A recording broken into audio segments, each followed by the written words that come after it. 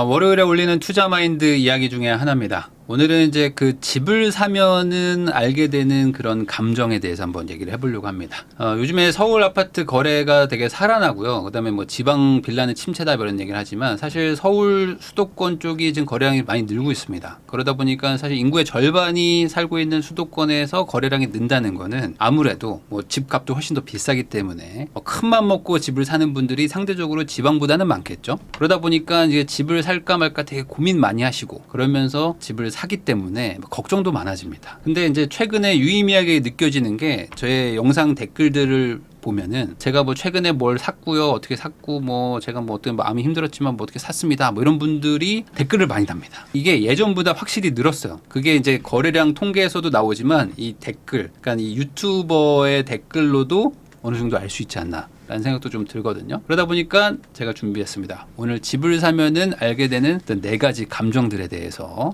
한번 설명을 해보려고 하는데, 이 집을 사는 분들, 특히 이제 집을 처음 사면은 대부분 똑같은 패턴이 있어요. 패턴이 있어가지고 이 패턴이 앞으로 올 것이고 온 사람도 있는데 이걸 어떻게 생각하는 게 좋을까? 요즘 집을 많이 사시니까 한번 이야기를 해보려고 합니다. 우선 첫 번째, 이거 대출 언제 다 갚지? 이런 생각이 100% 듭니다. 이거는 무조건 들게 돼 있어. 그래서 처음에 내가 집을 살 때 물론 대출을 안 받고 사시는 분들도 있어요. 그냥 현금으로 사시는 분들도 있지만 그런 분들은 거의 없고 대부분은 전세를 끼고 사든 아니면은 뭐 이제 대출을 받아가지고 실거주를 하든 합니다. 근데 뭐 전세를 끼고 샀든 뭐 실거주를 하든 어찌됐든 간에 내가 거주를 하려면 전세를 빼주고라도 들어가야 되니까 어찌됐든 이 우리나라는 대부분 대출을 받기 마련이거든요. 근데 이게 대출 금액이라는 게 기본적으로 내 연봉의 몇 배를 받기 때문에 내가 이거 연봉 받아가지고 여기서 이제 생활비 떼고 나면 뭐 100만 원, 200만 원 남는데 이 돈으로 몇 억을 갚으려니까 막막한 거예요. 그래가지고 이거 언제 다 갚지라는 생각을 하게 됩니다. 이게 예전에는 이게 과거에는 이제 만기 일시 상환이었습니다. 그래가지고 대출을 받으면 이자만 냈어요. 그리고 이자를 내다가 이제 집을 팔든지 하면서 한 방에 갚아버렸죠. 그러다 보니까 이제 상대적으로 부담이 좀 덜했습니다. 옛날에는. 물론 그때는 이자가 높았기 때문에 지금보다 뭐 금액이 많이 작진 않았지만 그럼에도 불구하고 어쨌든 원금이 제일 크거든요. 근데 이 원금을 안 갚았으니까 상대적으로 좀 나았는데 이게 한 2017년도부터는 이제 원리금 균등이 훨씬 많이 늘어났어요. 그러면서 이제는 원금도 갚다 보니까 원금이 워낙 이제 크잖아요. 근데 이거를 뭐 30년, 40년으로 쪼개도 몇백만 원이기 때문에 원금과 이자를 같이 갚으면은 이제 생활비 떼고 나면 거의 남는 게 없는 수준으로 막 가기 시작합니다. 그러다 보니까 이제 돈을 빌려도 이제 압박감이 다른 거죠. 예전에는 이자 뭐 70만 원, 80만 원 내던 거를 지금 원금까지 해서 막 200만 원, 250만 원 내버리니까 이거 어떡하지? 라는 생각이 듭니다. 근데 이게 감정을 빼고 보면은 훨씬 좀 나아지거든요. 왜 그러냐? 이 돈 모아서 집 사기가 있고 집을 우선 산 다음에 대출을 갚기가 있거든요. 이게 둘 다 똑같이 집을 살 수 있는 방법인데 이게 서로 달라 보이지만 사실 똑같은 행위입니다. 돈을 모아가지고 집을 사나 집을 산 다음에 대출을 갚나 이자 차이거든요. 이자를 내냐 안 내냐인데 이자를 안 내려고 돈을 모아서 집을 사려고 했는데 집값이 올라갈 수도 있는 리스크도 있기 때문에 거기다 이제 행위 자체로만 보면은 이 역순의 관계인 거지 다른 건 아닌 거죠. 근데 이런 얘기들을 많이 해요. 뭐냐면 제가 대출 갚느라고 허리가 휩니다. 이런 얘기들을 직장인 분들이 많이 얘기합니다. 근데 이거에 대해서 여러분들이 이상하게 생각해 본 적 있으세요? 아마 없을 겁니다. 대출 갚느라고 허리가 휜다? 그러네. 아유, 뭐 김대리 고생이 많어. 열심히 대출 갚아야지. 회사에 충성해. 막 이러면서 농담으로 하더라도 이상하다고 생각은 안 하죠. 근데 아까 똑같은 행위라고 했는데 이걸 반대로 바꿔보면요. 이렇게 됩니다. 제가 저축하느라 허리가 휩니다. 이런 얘기를 만약에 회사 동료한테 했다고 칩시다. 그러면 우리 팀장님이 김대리 저축하느라 되게 고생이 많네. 회사에 충성하게. 이렇게 얘기를 합니까? 아니면 뭔 소리야? 너 지금 나 놀리냐? 야, 너 커피 사랬더니 저축하느라 허리가 휜다는 게 무슨 소리야? 라고 할까요? 여러분 한번 생각해 보세요. 이러면은 이상하다고 생각하는 게 우리나라 사람들이에요. 근데 대출을 받아가지고 대출을 갚나 저축을 해가지고 집을 사나 똑같은 거거든요. 근데 대출 갚는다고 그러면은 되게 고생한다고 하는데 저축한다고 하면은 너 뭔 소리 하는 거야 지금? 밥 사라고. 이렇게 말하는 게 이상하다. 이 대출 원금을 상환하는 거는 저축이랑 똑같습니다. 빌려가지고 갚나 모아서 내나 똑같은 거죠. 그래서 이 대출 원금, 이자 빼고요. 원금 상환은 저축하는 거라고 생각하시면 되는데 많은 분들이 이거를 잘못 생각하셔가지고 아니 제가 이자 내고 나면 남는 게 하나도 없어요. 그래서 저축을 못 한다니까요 라고 말하는 분들이 많아요. 아니 뭔 저축을 못해. 내가 원금 갚는 게 저축인데 원금을 250을 갚으면서 저축을 못 한다고 말하는 건 잘못된 거죠. 250씩 갚고 있는 것 자체가 저축인 거예요. 자, 원리금의 뭐 이자에 따라서 다르긴 하지만 대략 70% 정도가 원금 상환이라고 보시면 됩니다. 그래서 꽤 많은 분들이 이제 원금과 이자를 분리도 잘 못하시기 때문에 저 이자만 250 냅니다 이런 얘기를 하시는 분들이 있어요. 그래서 얼마 빌리셨어요 하면은 얼마 안 빌렸어. 내가 은행에다가 주는 게 다 이자인 줄 아는 분들도 많아요. 절대 아닙니다. 원금을 갚아 나가고 있는 거예요. 실제 이자는 원금과 비교해 보면 한 20-30% 정도밖에 안 됩니다. 내가 250 내고 있다? 그럼 실질적으로 이자는 한 7-80만 원? 100만 원도 안 되게 내고 있다고 보시면 돼요. 나머지는 내가 저축하고 있는 겁니다. 빚을 갚는 거니까. 대출이라는 거는 이 미래에 나한테 빌려가지고 지금 집을 산 거죠. 이렇게 생각하시면 제일 쉽습니다. 그러니까 내가 미래에 나한테 돈을 빌렸으니까 미래에 나한테 돈을 갚아야 되는 건 당연한 거죠. 그러니까 내가 앞으로 벌 소득을 미리 당겨가지고 집을 샀으니까 내가 하루하루 살아갈수록 계속 돈을 갖다 넣어야 되니까 당연히 생활비도 줄어들고 사는 것도 팍팍해질 수밖에 없습니다. 근데 내가 미래에 나한테 돈을 당겨가지고 집 사는 거는 당연한 거지만 갚는 거는 힘들어 라고 생각하시면은 잘못된 거죠. 그렇게 생각하면 조금 마음이 편해집니다. 자, 그리고 두 번째, 다른 걸 살 걸 그랬나? 라는 생각이 강력하게 들 겁니다. 집을 산 지 얼마 안 됐을 때 거기다가 이제 계약금 쏘고 나서 자고 난 다음날 아침부터 이게 들어. 보통 계약금을 쏜 날은요 기분이 좋아요. 기분이 좋아가지고 오늘은 뭐 와이프랑 뭐 와인 한 잔 먹어야 되겠다 하면서 막 기분 냅니다. 그 다음에 자. 그리고 아침에 딱 눈 떠가지고 출근 준비하고 지하철 딱 타면서부터 내가 다른 거 살 걸 그랬나? 이 생각이 듭니다. 그 다음에 이제 잔금 치르고 나서 또 기분 좋아서 와인 짠 한 다음에 자고 일어나서 다시 출근할 때 내가 괜한 짓을 한 걸까? 이런 생각을 하게 됩니다. 이게 어쩔 수 없이 들어요. 이렇게 생각하시면 제일 좋아요. 뭐냐면 내가 공부를 너무 안 했어요. 너무 안 해가지고 그냥 막 즉흥적으로 샀어. 이런 분들은 거의 없습니다. 그래도 어느 정도 공부를 하죠. 나름 뭐 유튜브를 보든 뭐 블로그를 보든 뭐 어떻게라도 좀 합니다. 책을 보든. 그렇게 해가지고 고민해가지고 샀다면 대부분 비슷한 가격대를 가지고 고민합니다. 뭐 신축인데 9억인데 뭐 준신축인데 9억인 거 뭐 이런 거 가지고 고민하고 역세권인데 9억인 거 뭐 대단지인데 9억인 거 뭐 이런 거 가지고 고민합니다. 그래서 뭐가 더 좋아요? 이런 걸로 막 얘기를 하지만 사실 이 가격이 비슷하다는 거는 지금 시장에서 평가가 어디에 더 중점을 둘지는 모르겠지만 어찌됐든 간에 총점은 비슷하다라고 보시면 되는 거예요. 그래서 비슷한 가격대라면 비슷한 움직임을 보이는 게 사실은 맞습니다. 물론 이 중에는 갑자기 내가 몰랐던 호재가 막 터진다든지 아니면 어디서 갑자기 뭐 대규모 투자가 들어온다든지 지하철이 생긴다든지 뭐 이러면서 같은 가격이었는데 막 확 벌어지는 경우가 나기도 해요. 예전에 막 분당과 일산처럼 처음엔 비슷했는데 막 갑자기 가격이 막 달라지는 것처럼 달라지기도 하지만 내가 유독 이상한 선택을 하지 않았다면 이게 전제입니다. 내가 진짜 막 괴상한 기준을 가지고 한 게 아니라면은 비슷비슷하게 움직입니다. 이게 먼저 가고 나중에 따라가거나 아니면은 뭐 얘가 뭐 좀 빠르게 올라가긴 하는데 얘가 뭐 약간 주춤할 수도 있어요. 그렇지만 이게 길게 봤을 때는 조건이 아주 흔들리지 않으면 비슷비슷하게 갑니다. 그리고 차이가 나면 뭐 조금 차이가 나는 거지 내가 괜찮은 물건들 두 개를 골랐는데 하나는 10억 가는데 하나는 그대로 5억에 있고 이런 일들은 별로 없어요. 근데 많은 분들이 어떻게 생각을 하냐 이 7억으로 살 수 있는 최고 수익률이 나는 단지가 뭡니까? 라는 식으로 고민을 해요. 그러다 보니까 이게 불안한 거예요. 나는 무조건 최고의 물건을 사야 돼. 그렇기 때문에 지금 2024년 7월 현재 이 7억으로 살 수 있는 최고 수익률이 나는 물건을 사야 돼 라고 생각하니까 내가 뭘 샀는데 이게 최고가 아니면 어떡하지? 라는 불안감이 막 계속 드는 거예요. 저거를 샀어야 되는데 라고 하면서 막 계속 불안한 겁니다. 근데 이거는 무당도 모릅니다. 사실 이건 아무도 몰라요. 왜 그러냐? 이거는 대략적인 예측을 하는 거지 예언을 하는 게 아니거든요. 이게 무당이나 뭐 신내림을 받아가지고 내가 미래가 보이는 게 아니고 지금의 과거의 데이터와 추세와 지금 정책과 상황을 봤을 때 A와 B 이게 있다면 A가 그래도 조금 더 낫지 않을까라는 생각의 추측과 예측을 가지고 선택을 한 건데 이거를 마치 정답이 있는 오지선다에 정답이 있는 문제를 푸는 것처럼 생각하시는 분들이 많아요. 그래가지고 제가 1번을 선택했는데 2번이 정답이면 어떡하죠? 1번은 하나도 안 오르고 2번만 올라가면 내가 뭐 실수를 하는 걸 수도 있겠지만 대부분은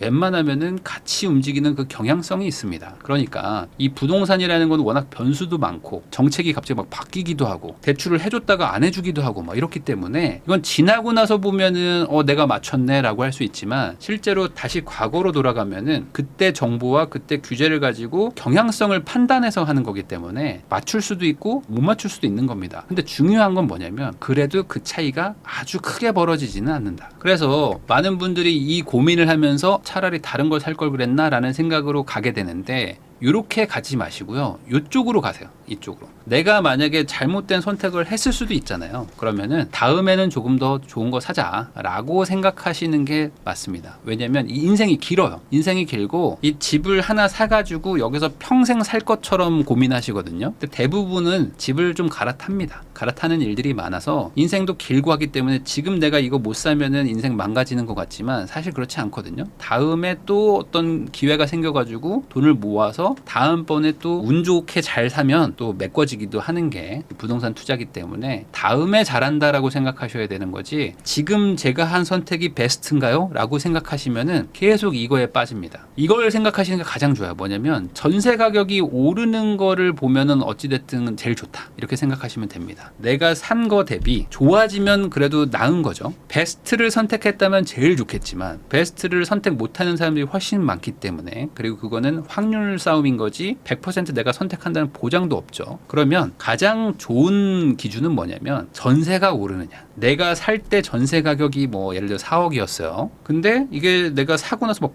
불안한데 매매가는 잘 모르겠는데 전세가 올라가. 우리 집이 전세가 올라가고 있네? 라는 거면은 한결 마음이 편해지는 겁니다. 그러니까 이거에 조금 더 집중하시는 게 좋습니다. 물론 매매가도 올라가야 돼. 나중에는 매매가도 올라가야 마음이 편하지만 우선 당장에 내가 마음이 불안하다 그러면 전세 가격이 오르는지를 보시면 됩니다. 기본적으로 전세라는 거는 현재 가치거든요. 그러니까 현재 가치가 시장에서 4억보다는 조금 더 높게 본다. 그러니까 전세가 올라간다는 거는 여기가 그래도 살기 좋은 집 중에 하나입니다라는 그 증거라고 보시면 됩니다. 그러면 어찌됐든 내가 그래도 이상한 거 사진 않았구나 라고 생각을 할 수 있는 거죠. 근데 이 전세 가격이 다른 집들보다 조금 더 빨리 올라간다? 그러면은 우리 집 되게 잘 산 거구나 라고 생각하셔도 무방합니다. 자, 거기다 이제 세 번째, 당연히 이 생각이 들게 됩니다. 집값이 떨어지면 어쩌지? 라는 생각이 무조건 들게 돼 있어. 근데 이거는 사실 이렇게 생각하셔야 됩니다. 이 사기 전에 고민할 거죠.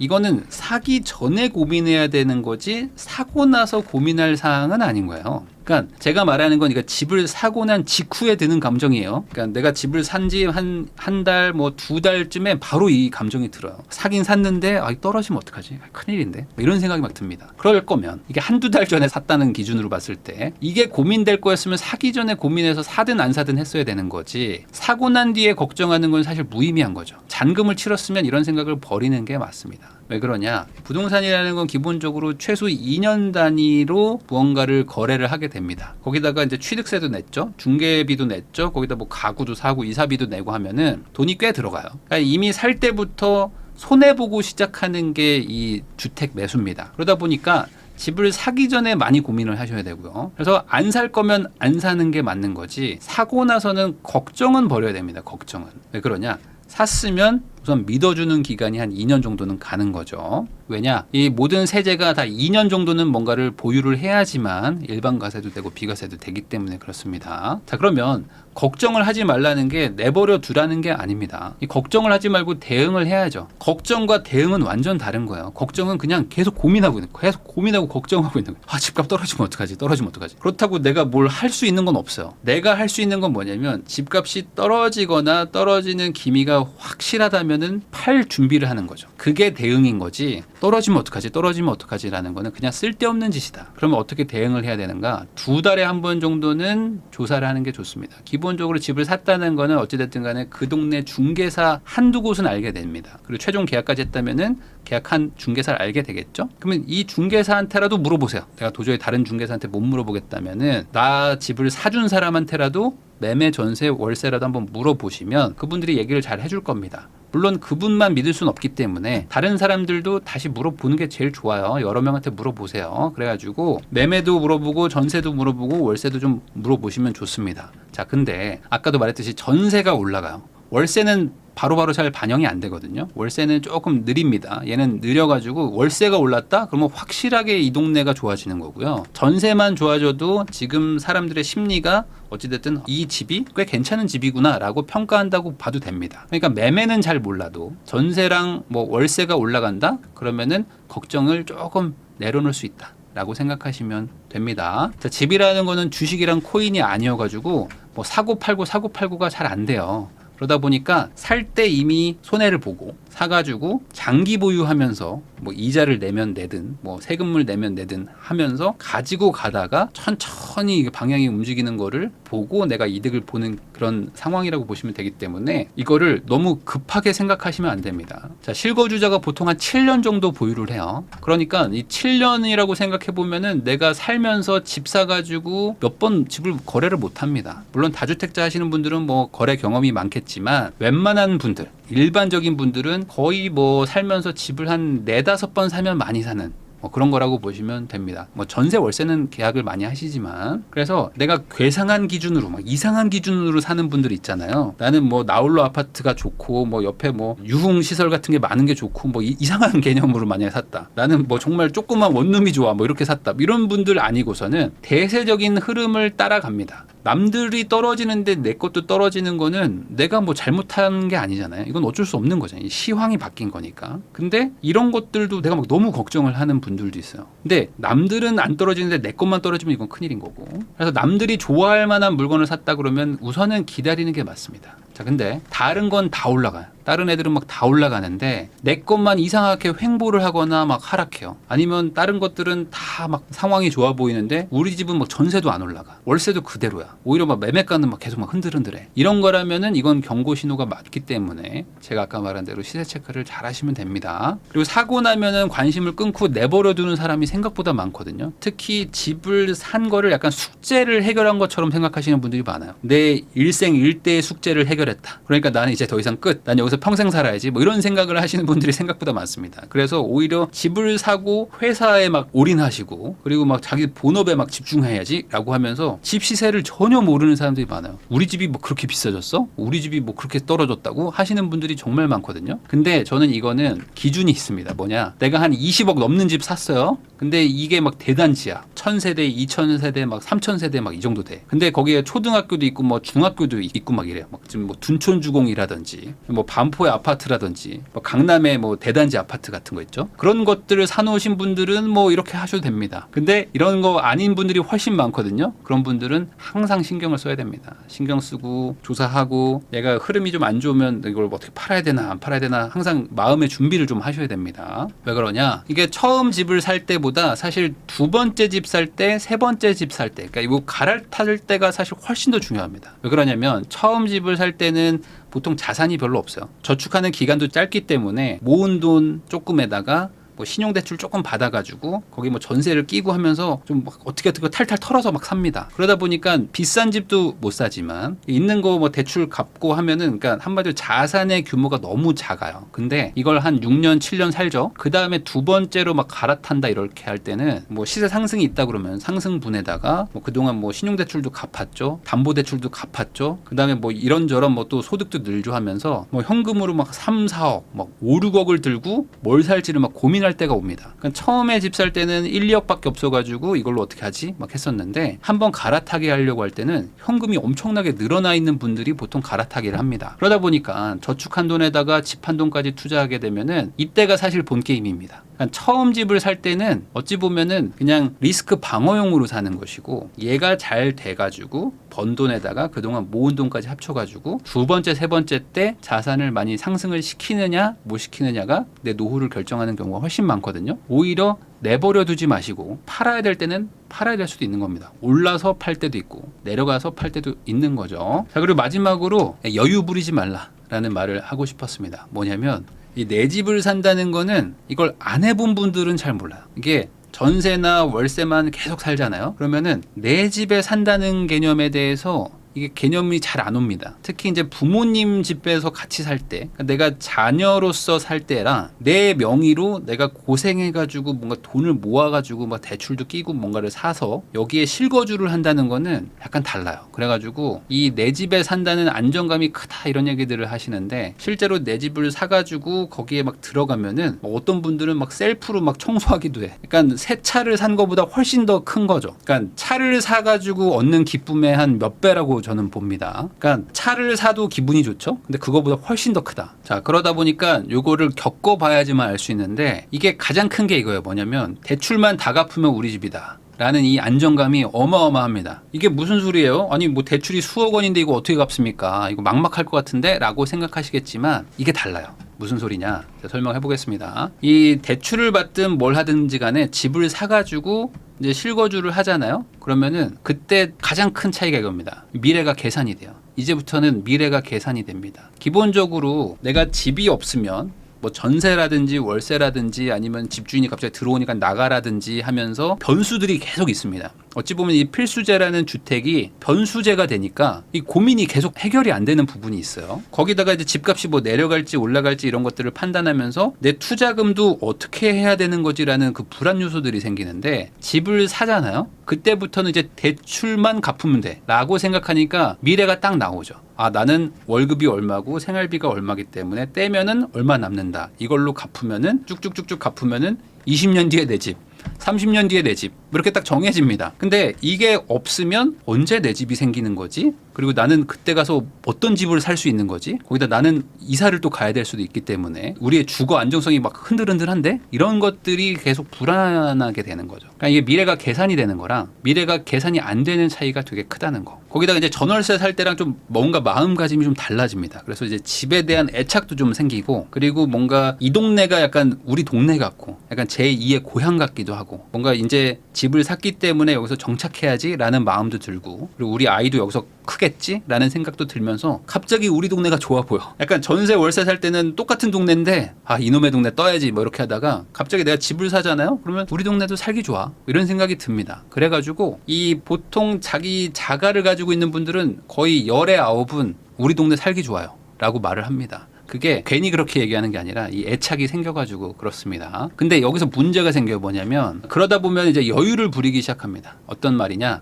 갑자기 돈을 막 더 쓰는 거죠. 이 가구를 막 사기 시작합니다. 그러니까 원래는 가구에 별로 관심이 없어요. 근데 갑자기 내가 자가를 사게 되면은 그래도 좀 가구를 좀 신경 써야 되지 않나? 거기다가 이제 자가를 사면은 아무래도 사람을 부르는 경우들이 좀 생깁니다. 그러면서 누구 부모님도 오셔야 되고 뭐 친구도 와야 되고 집들이도 해야 되고 잠깐 TV도 좀 좋은 거 사야 되고 뭐 이런 거를 따지게 돼요. 어느 순간 따지게 됩니다. 그러면서 여기에 돈 쓰는 게 안 아까워지는 그 시기가 옵니다. 이상하게 TV를 85인치나 98인치를 사야 될 것 같아. 가구도 이제는 이케아를 그만 사야 될 것 같은 느낌? 막 이런 게 막 듭니다. 어디를 좀 가봐야 될 것 같은데 이런 생각. 그리고 뭔가를 좀 해놔야 될 것 같아. 꽃도 좀 사야 될 것 같고. 근데 그러면서 소비가 막 늘어나거든요. 근데 이 집이 너무 좋으면은 그렇게 하셔도 됩니다.